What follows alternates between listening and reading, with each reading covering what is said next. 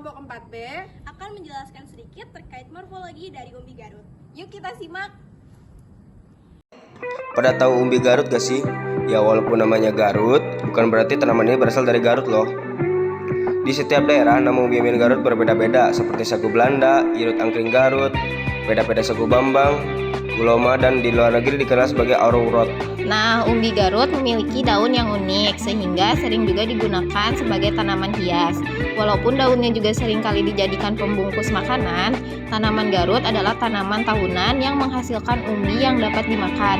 Tanaman ini memiliki batang yang tumbuh tegak dengan daun-daun lebar yang seringkali berbentuk panah sehingga diberi nama arrowroot. Umbi Garut berwarna putih hingga coklat muda, berbentuk lonjong dan memiliki tekstur yang lembut. Umbi Garut adalah sumber pati yang digunakan dalam berbagai aplikasi. Pati umbi Garut digunakan sebagai pengental dalam hidangan kuliner, khususnya dalam kue, saus, dan juga puding. Ini juga digunakan dalam produk-produk perawatan kulit dan juga farmasi. Umbi Garut mengandung pati yang tinggi tapi rendah kalori. Umbi ini mengandung sedikit protein dan lemak. Garut juga merupakan sumber serat diet yang baik. Jadi, umbi Garut itu tanaman yang sering kita lihat di pedesaan. Kalau kita perhatikan dari morfologinya, tanaman ini punya daun yang mirip sama daun talas, tapi ukurannya lebih kecil. Daunnya hijau lebar, berbentuk jantung, dan ujungnya lancip. Nah, kalau kita bicara tentang umbinya sendiri, umbi Garut biasanya berwarna putih agak kekuningan.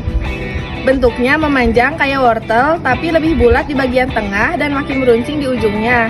Ukurannya bervariasi, tapi rata-rata bisa sepanjang 10-15 cm dengan diameter sekitar 2-4 cm. Itu, umbi ini juga bisa mengalami pencoklatan jika dibiarkan di udara terbuka loh, apalagi ketika sudah dikupas atau terlepas kulitnya. Nah, proses ini terjadi karena reaksi enzim saat umbinya terpapar oksigen. Jadi, warna putihnya perlahan berubah menjadi kecoklatan. Kalau kita potong umbi Garut, struktur jaringannya itu kelihatan jelas loh. Di dalamnya ada banyak serat, dan kalau diamati lebih dekat, umbi ini tersusun dari sel-sel pati yang bikin umbi Garut ini cocok dijadikan tepung. Teksturnya agak renyah kalau masih mentah. Nah, ini adalah contoh umbi Garut. Nah, itulah morfologi dari umbi Garut. Semoga apa yang kita sampaikan dapat bermanfaat bagi teman-teman semuanya. Wassalamualaikum warahmatullahi wabarakatuh.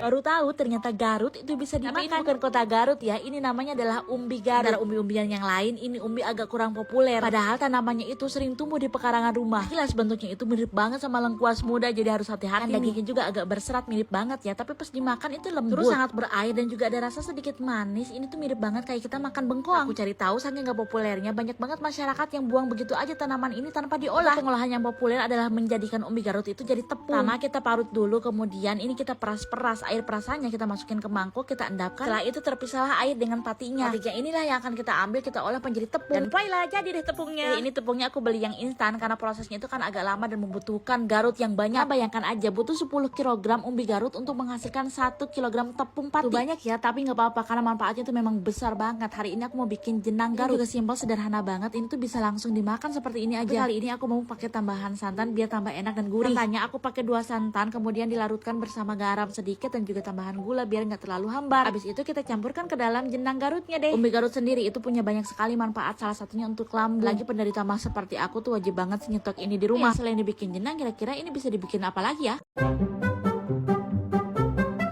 Assalamualaikum warahmatullahi wabarakatuh. Halo guys, Kami dari kelompok 4B Akan menjelaskan